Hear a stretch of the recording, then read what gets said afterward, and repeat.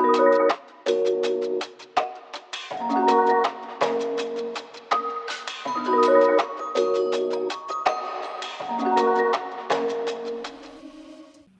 everyone, and welcome everyone to this breakout session titled Nothing About Us Without Us, Community Building and Bridging Within and with the Disabled Community.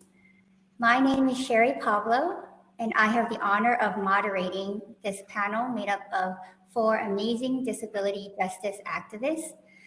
Links to their full bios can be found in the chat for audience members to check out. Also in the chat is a link for closed captioning. We are going to begin first with introductions to get to know our panelists beyond their bios. I'd like each panelist to state their name, pronouns, and provide an image description. The first question is to briefly talk about what brought them to disability justice advocacy. I will go first as an example. So again, my name is Sherry Pablo. I use she, her pronouns. I'm a Filipino-American woman with long dark hair that is highlighted. I have medium skin. I am blind and wearing dark sunglasses. And I'm also wearing a black long sleeve wrap dress today. I'm a second-year graduate student at UC Berkeley School of Public Health and a research assistant to Director Powell with the Othering and Belonging Institute. What brought me to disability justice advocacy was my experience and challenges navigating the healthcare system and healthcare spaces, learning firsthand how inaccessible and inequitable it is for the blind and others with disabilities. I became blind later in life when I was 25 years old. And before then, I had no knowledge of anything related to disability. So I've been on this journey of learning about disability history, culture, and activism. And what I know is that my lived experiences provide me with greater insight on how to improve healthcare for disabled people. And the reason why these inequities exist is not just because of the ableism rooted in our structures of society, but also because disabled people are missing in these leadership positions within healthcare itself. And my plan is to be part of this change. So each person will have a chance to respond. And to encourage a dialogue among our panelists, please be concise and mindful of time, so all have a chance to contribute to the conversation. We are going to begin with Angela. The question is, given your experiences, in what ways are the disabled still marginalized in society? And how have disabled people responded to this consistent marginalization? This is Angela. What I usually say right now, and the speech that I'm kind of taking to different conferences, is that you can look to the COVID pandemic to see how people who are disabled are marginalized in our response, our collective universal response to the COVID pandemic, where people with disabilities, and as Imani pointed out, when we intersect with different racializations, ethnicities, immigration statuses, genders, on and on it goes, socioeconomic status, everything, are at heightened vulnerability at intersectional points, even more heightened vulnerability to COVID, to death from COVID. The CDC is still not counting the number of people who are disabled who have died of COVID, the number of people who are disabled who have contracted COVID.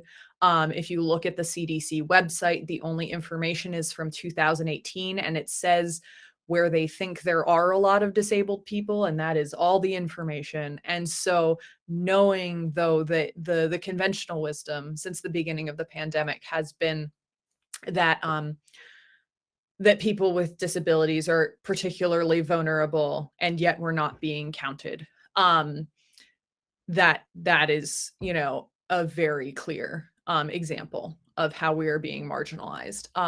And paradoxically, People with disabilities are the people who can lead the way out of the pandemic because we were prepared. This is just another day for us. We are better accommodated than we have ever been in a lot of ways.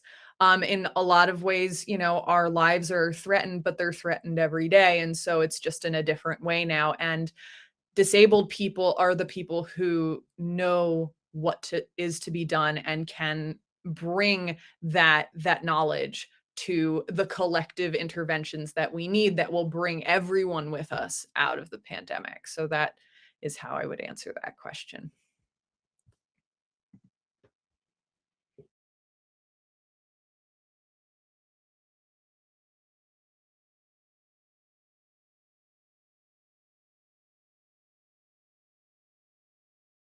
Thank you so much.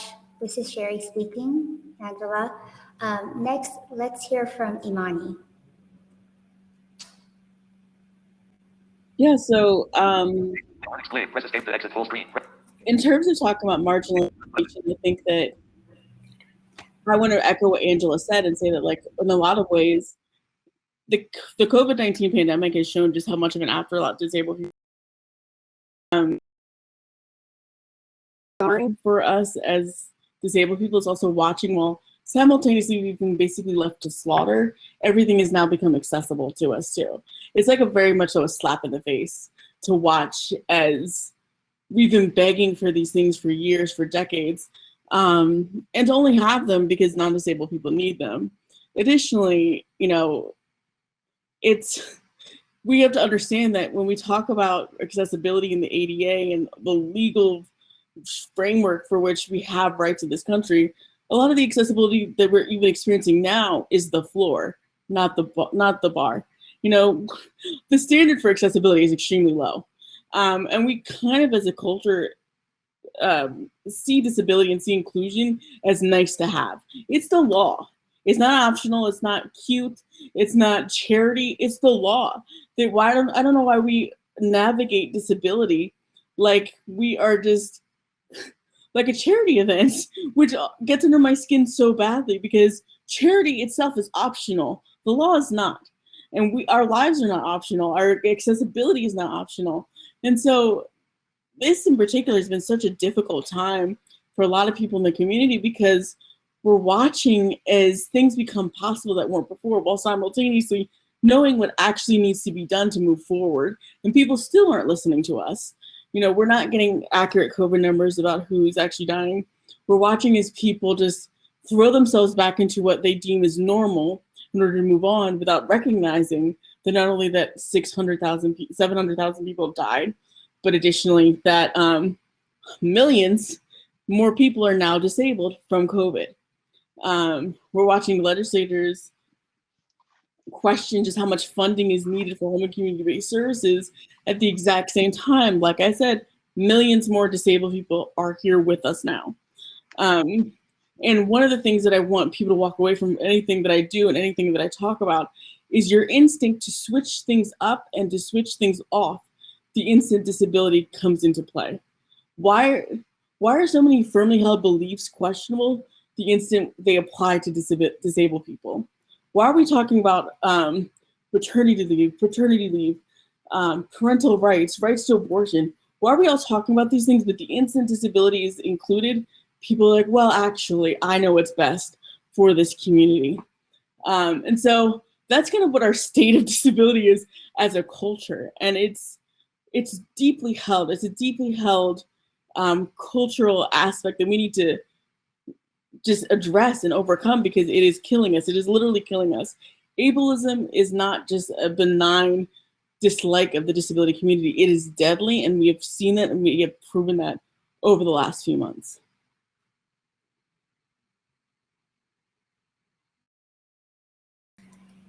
Sherry speaking. Thank you so much, Imani. And we noticed that Coco is back. Since we have her, let's switch to Mary and her answer to this question.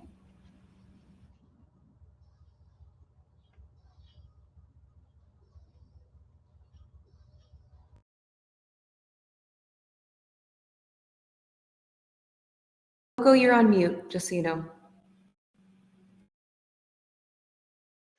Thank you for letting me know that I was on mute.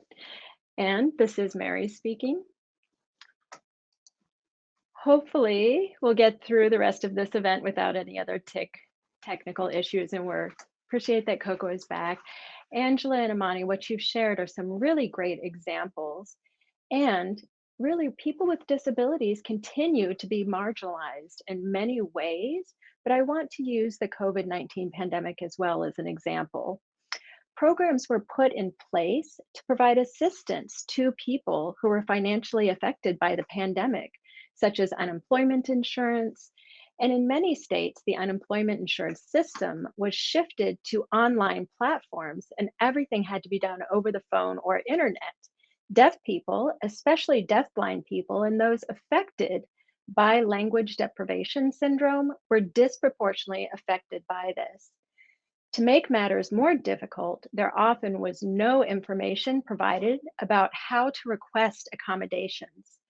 As a result, many deaf people just fell through the cracks because they didn't have an equal opportunity to participate in public assistance programs. For years, people with disabilities have requested virtual workspaces as a reasonable accommodation, and for years there was pushback. For such a long time, employers told people with disabilities, we can't do that, that's just unreasonable. And it took a global pandemic to prove that such accommodations are not unreasonable if you're able to perform the essential functions of your job, especially with modern day technological capabilities. We're now seeing a lot of conversations about this led by people with disabilities on social media. Also, when the pandemic broke out, we saw nonstop press conferences. Many in the deaf community were left behind because the information shared was not accessible, whether because sign language interpreters weren't included or captioning wasn't provided or was inaccurate.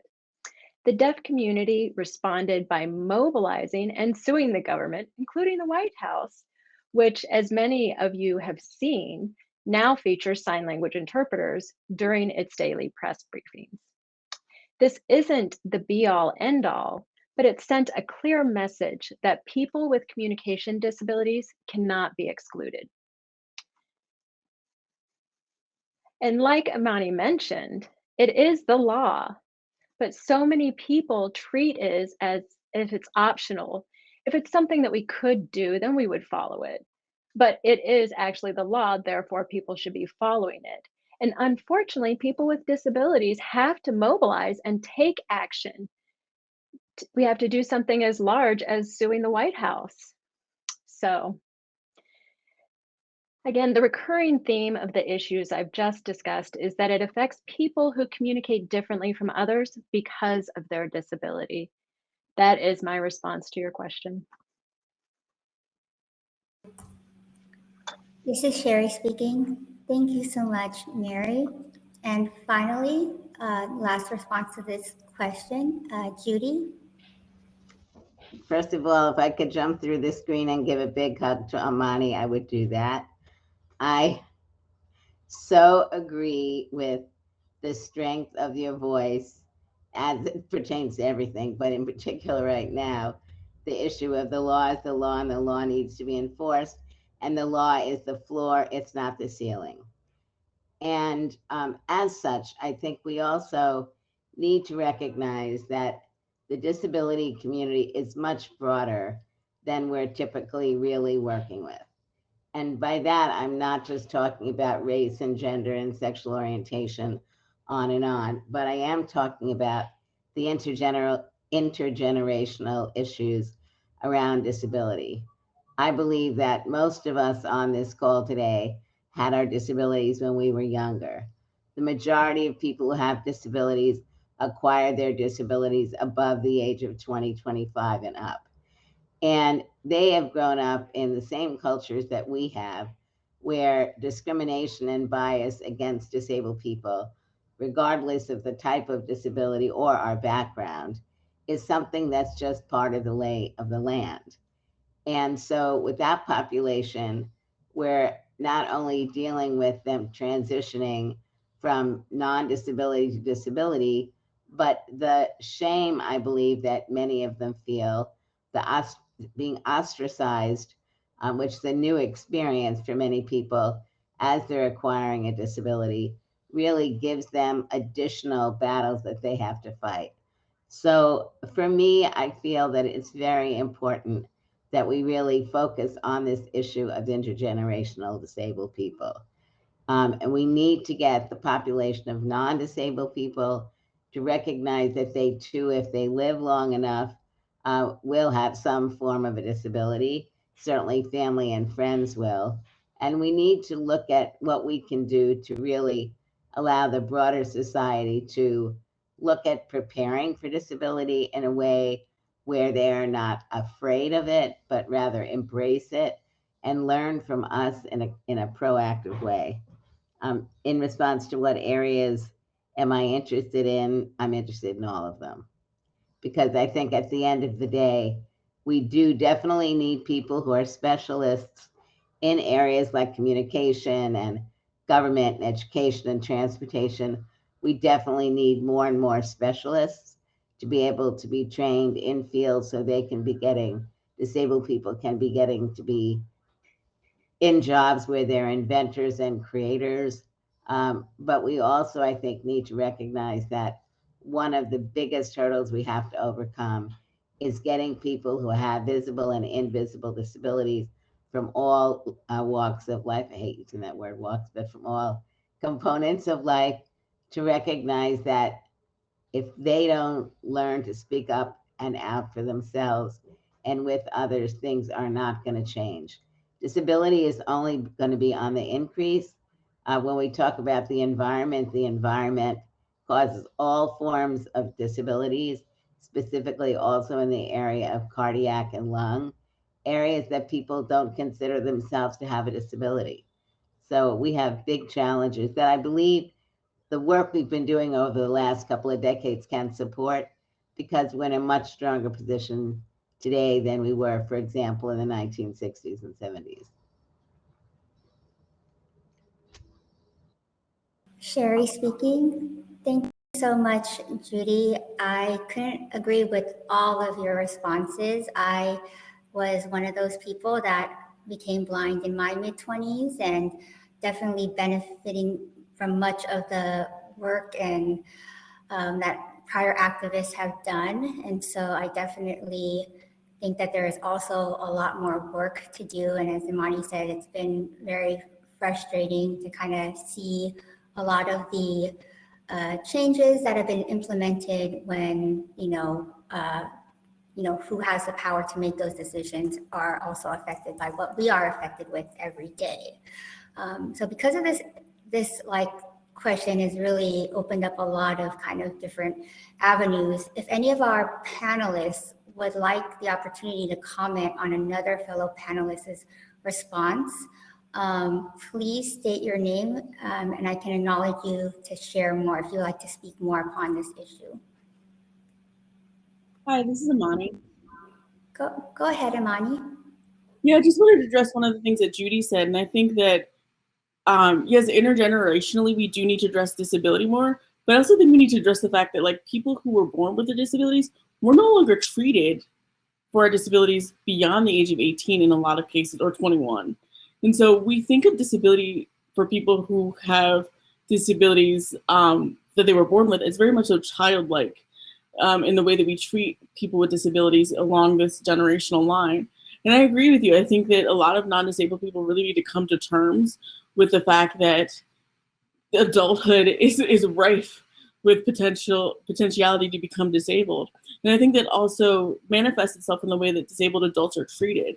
We treat disabled adults like children because we want to believe that there's a capsule of disability that we could point to and say, oh, that's them over there.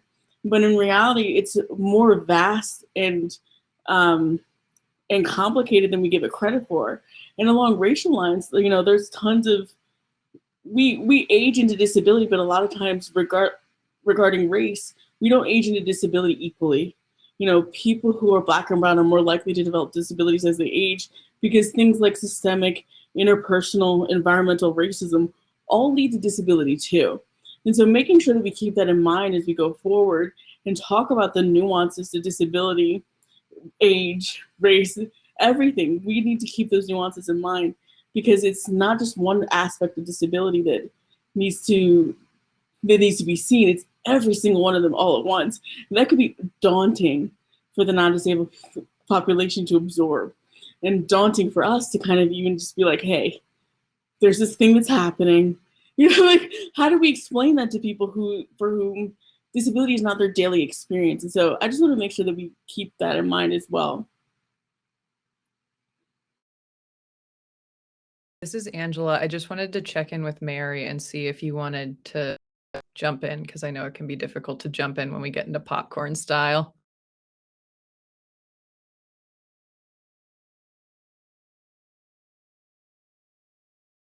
This is Mary, and I do appreciate that, Angela. I'm okay for now. I do feel like Judy and Amani are really commenting everything that I was going to say.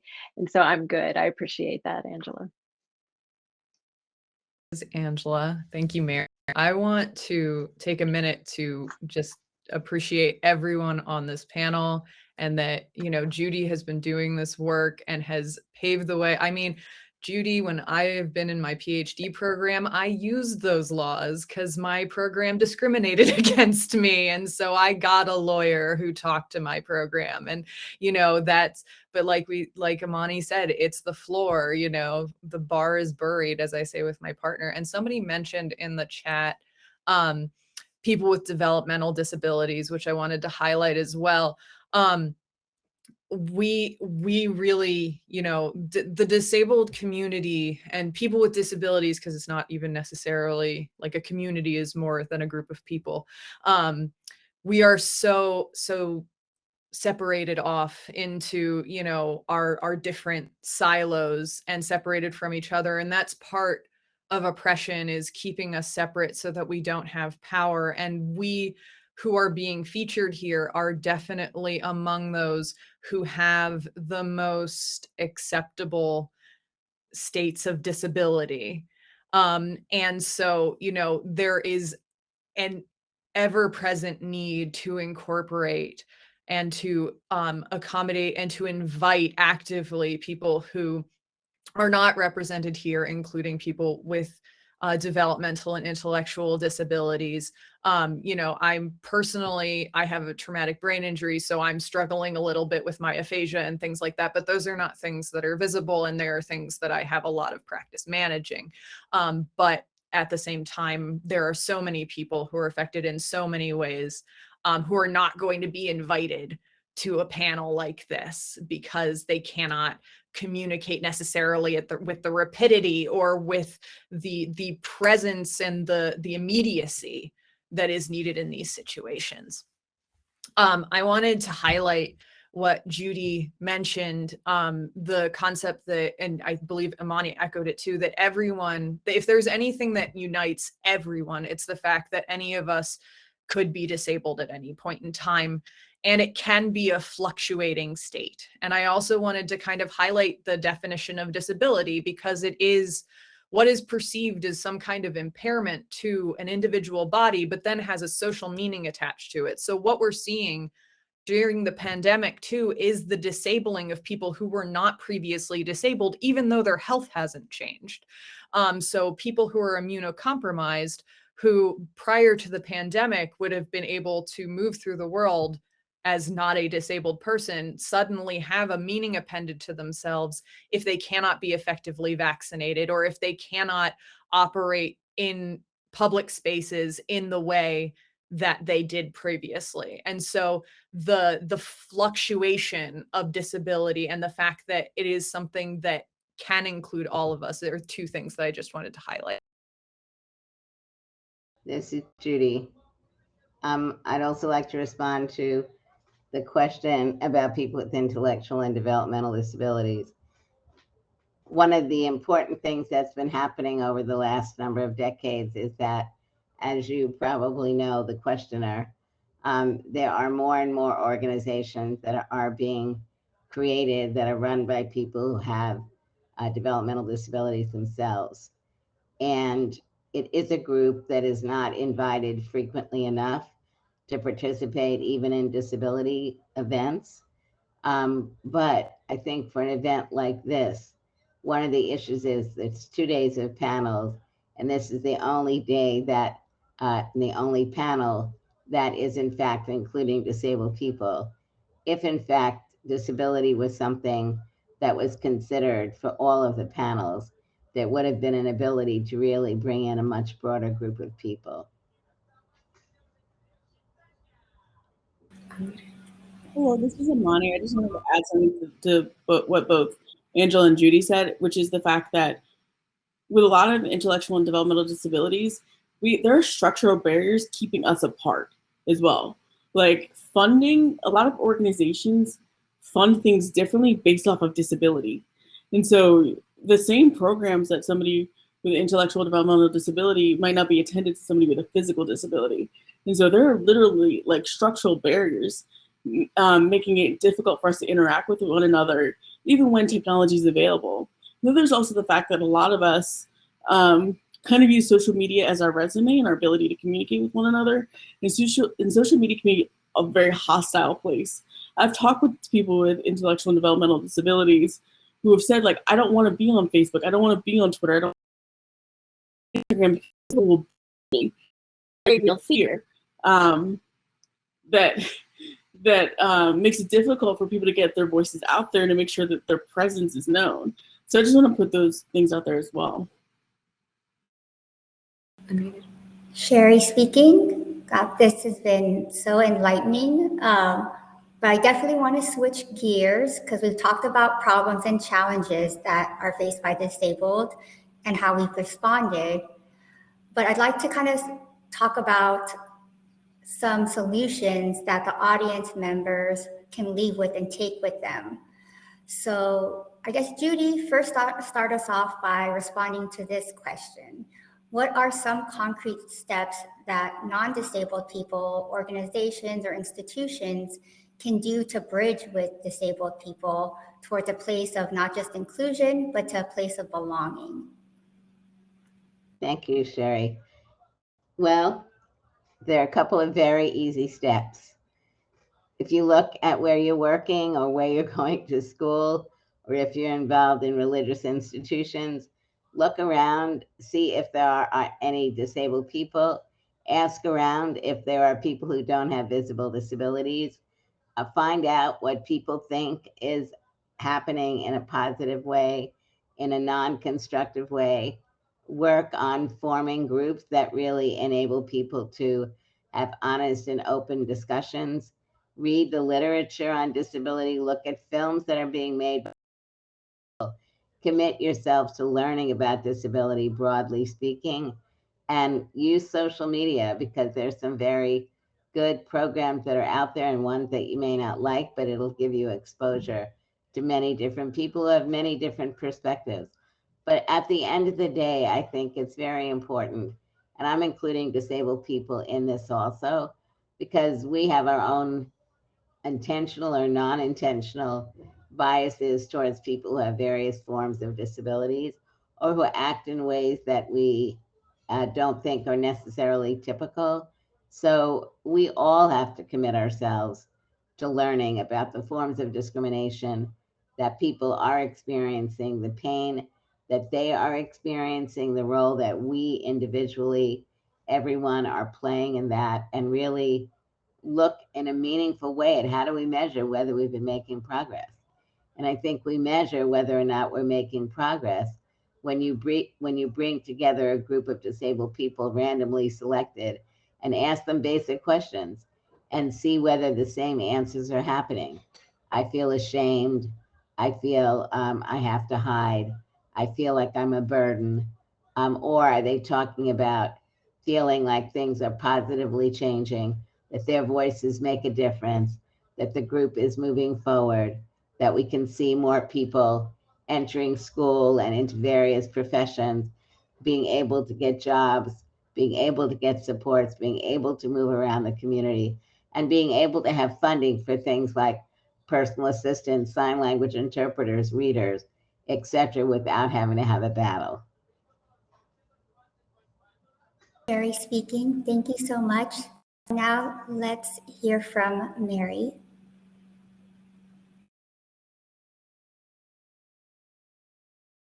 Mary speaking, and thank you so much, Judy. What you shared, really great actionable activities that people can take. Well, I think it's important to realize that 48 million Americans have some form of hearing loss. We are everywhere, and it stands to benefit all of us to create spaces where everyone feels they belong. That said, I want to quickly discuss social media. With technology becoming an integral part of our everyday lives at an exponential rate, the ability to access information is incredibly widespread. A lot of discourse and exchange of knowledge takes place via social media. Deaf and deafblind people, including those who experience language deprivation syndrome, continue to be excluded from this space. So much online content, including those pushed out by elected officials, political candidates, and even activists, do not include captions, transcriptions, or image video descriptions. Also, many notices for virtual events do not include language about how to request accommodations. And sometimes when requests are made, we are told no, or that a different accommodation, such as captioning only, will be provided. This is despite the fact that captioning is often inaccurate and ineffective for people who experience language deprivation syndrome. And therein lies the importance of deferring to the disabled person when deciding what accommodation works best. So, what are some of the best practices? Captioning or transcribe audio content on social media. Nowadays, this is very easy to do if you're hearing. There's plenty of free software that will caption your content as you speak, and you can just edit your errors afterwards before posting. You could also include language in event notices about how to request accommodations. If you come across notices that don't have such language, contact the event organizers and be sure that this information is provided. And lastly, if you work for a state or federal agency, consider making your content available in American Sign Language and include transcriptions and image visual descriptions. And that's it from me for right now. Sherry speaking. Thank you so much. Now let's move to Bonnie. Yeah, so one of the tips I always give people in talks like this is to look inward. Internalized ableism is always a compass for how we treat other people. How we treat ourselves is almost always an indication of how we feel about other people with disabilities. And I'll give you one example. So for instance, if you're somebody who believes that you have to hustle, you have to work harder, work twice as hard, get half as far, make sure that you're always running, always operating, always doing the right things, you're gonna look at other people and act like they're not trying, who are resting, who are taking time for their self-care. And so if we took a look inward and looked at our own biases against ourselves and how we run ourselves ragged to prove that we are useful, that we are capable, that we are not as disabled as those other people, we can have an insight into the way that we treat other people with disabilities. A lot of our cultural issues around disability can be at least a little bit ameliorated by our ability to look at ourselves. I would encourage people to also educate themselves with the work of diverse disabled people. Disability does not come in one color, okay? It comes in multitudes of color, and the more marginalized you are, the more likely you are to become disabled because of structural barriers. And understanding that is really important to the way that we treat other people. I'll give you a little anecdote. Like, one of the stereotypes about Black women in particular is that of the welfare queen. You know, the welfare queen just wants benefits. The welfare queen just is lazy and doesn't want to do things. But one of the most likely to develop disabilities as they age are Black women. Women aren't just going after benefits, they're getting healthcare, they're getting services, they're getting accommodations. So when we unpack some of these biases with the lens of disability and we look internally about our own biases, we can understand the way that culture has impacted us to treat one another the way that we do. Also understand, like I've said before, accessibility as it stands right now is the floor. It's beneath the floor, it's in hell. And we need to really kind of come together and understand what the needs are of various people within our communities, as well as fix it. We need to fix it. There's no reason with the bountiful amount of technology that is around us 24/7 why people are still struggling for basics. We also need to make the internet a human right. Disabled people are less likely to have access to internet, and when things became remote, the disability community was cut off. A lot of disabled people were cut off from resources, from government sites, from information, which is necessary, especially during a pandemic. We need to understand that disability and employment is an incredible intersection as well. Almost a third of all people who lost their jobs during the pandemic were disabled people, because we are seen as disposable. We need to fix that. We need to also stop enforcing poverty on the disability community. Why is the average income for somebody on Social Security $850? There is no state in which that will pay for rent for even one room. Why are we forcing people to live in poverty because they're disabled? Why are we not investing? Why are we not making structural changes on a daily basis? We should be fighting for this every single day. Most disabled people want to stay in their homes, want to stay in their communities. And if you're somebody that's into fiscal, it costs way less to house somebody in the community. Why are we fighting this every single day?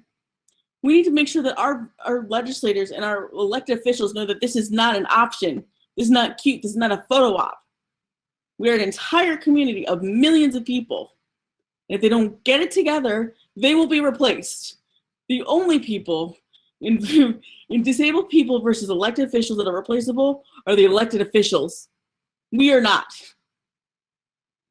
So that's the end of my rant for today. This is Judy. So last night I was watching Dancing with the Stars. Sorry, I like it. At any rate, I tweeted about this. So there was an ad from Target, and they were supporting people from different communities who are entrepreneurs. Now, they supported in this ad a good number of diverse communities, and they did not mention disability. Target, in fact, does do work with some disabled-owned entrepreneurs. So why is it not there? There was another ad on TV last night in our area where one of the local stations, I'm not sure if it was local or national, but anyway, it was an ad focusing on women from every different part of society about, discrimination and blah, blah, blah. And the word disabled women was not included. So in conclusion, for what we're doing, it seems to me that everything we've been saying is right on the money, and that the way we can look at some of this is to see, are we represented in the public's eye?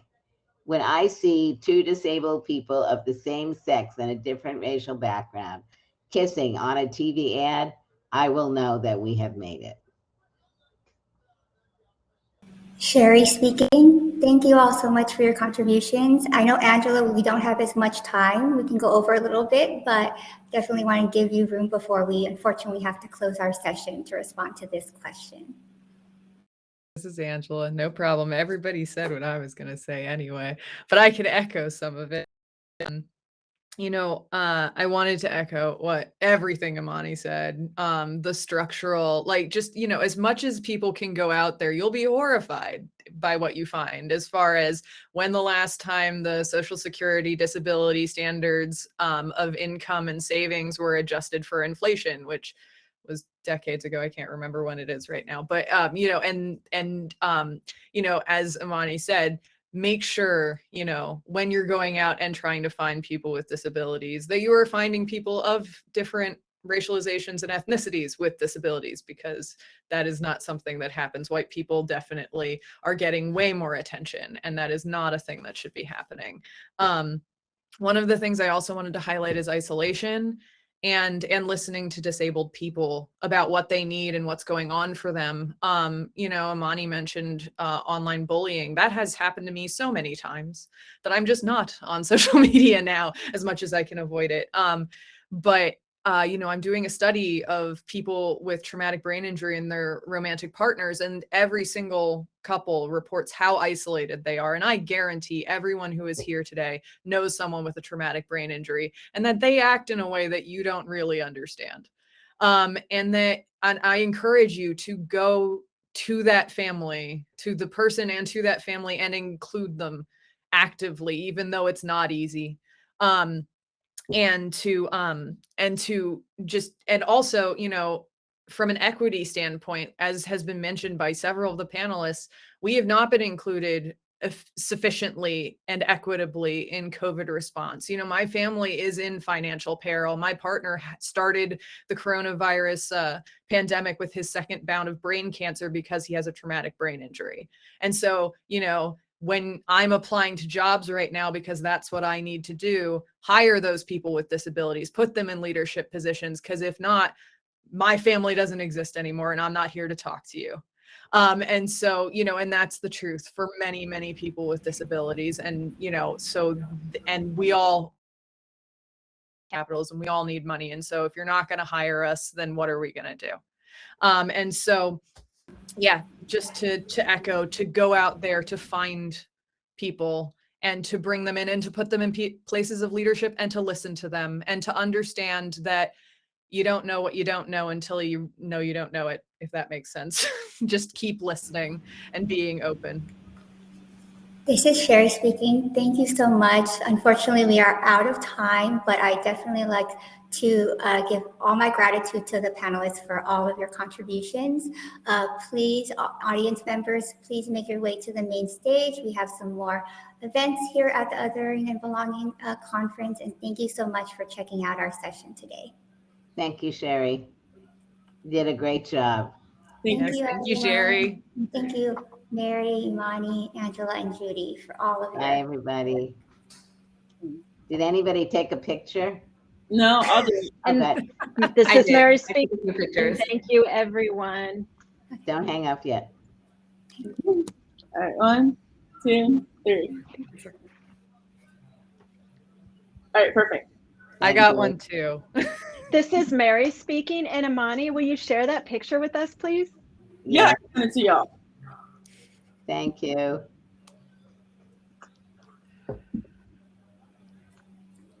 Thank you so much, Mary saying.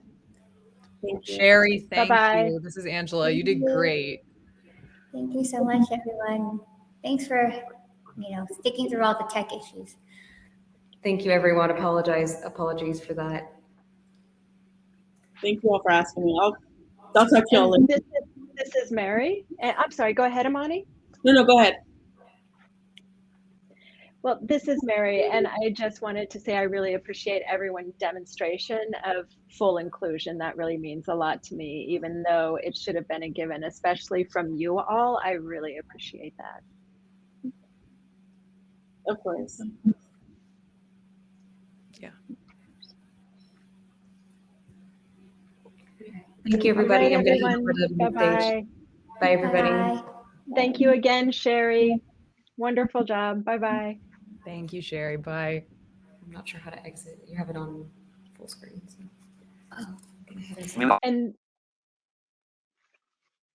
And this is Mary, just letting you know that Coco and I are also leaving now, Sherry. Thank you again so much for moderating this panel. I think you did a great job. Thank you so much. Sorry, Coco, for all those issues. Sorry, Mary. It ended up being a great discussion anyways. Yeah. ASL interpreter Coco, stop sharing video, period. What? Okay. Thank you. I'm glad that everything worked out in the end. All right. Thank you. Bye-bye.